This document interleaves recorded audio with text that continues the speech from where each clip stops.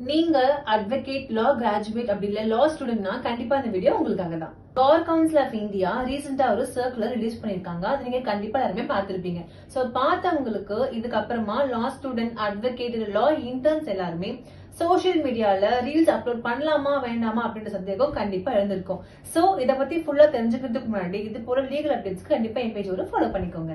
என்னெல்லாம் செய்யக்கூடாது அப்படின்னு கேட்டீங்கன்னா, கண்டிப்பா நீதிமன்ற வளாகம் அதாவது கோர்ட் பிரமிசஸ்ல ஷார்ட்ஸோ ரீல்ஸ் இல்ல விளாக்ஸ் கண்டிப்பா எடுக்கவே கூடாது. அண்ட் நெக்ஸ்ட் பாத்தீங்கன்னா, உங்க கிளைண்ட்ஸை வந்து அட்ராக்ட் பண்றதுக்காகவோ இல்ல உங்க ஃபாலோவர்ஸை இன்க்ரீஸ் பண்றதுக்காகவோ கோர்ட் பேரையோ அப்படி இல்லைன்னா உங்களுடைய அட்வொகேட் ரோபையோ கண்டிப்பா தவறான முறையில யூஸ் பண்ணவே கூடாது. அண்ட் நெக்ஸ்ட் பாத்தீங்கன்னா, ஒரு வழக்குல 100% ஜாமீன் கிடைக்கும் அப்படி இல்லைன்னா 100% விவாகரத்து கிடைக்கும் அப்படின்னு பொய்யான வாக்குறுதிகளை வீடியோஸ்ல அப்லோட் பண்ணவே கூடாது. நீதிமன்ற நடவடிக்கைகள் அதாவது கோர்ட் ப்ரொசீடிங்ஸ் ரெக்கார்ட் பண்ணி அதை எடிட் பண்ணி சென்சேஷனலா பப்ளிஷ் பண்ண கூடாது. அண்ட் நெக்ஸ்ட் பாத்தீங்கன்னா, ஏஐ யூஸ் பண்ணி கோர்ட்ல நடக்காத ஒண்ணு நடந்தது மாதிரி fake photos, fake videos, fake judgements create பண்ணி அதை சோசியல் மீடியால போஸ்ட் பண்றதுமே பார் கவுன்சில் ஆஃப் இந்தியா வெளியிட்டு இருக்கிற கைட்லைன்ஸ்க்கு எதிரானதுதான்.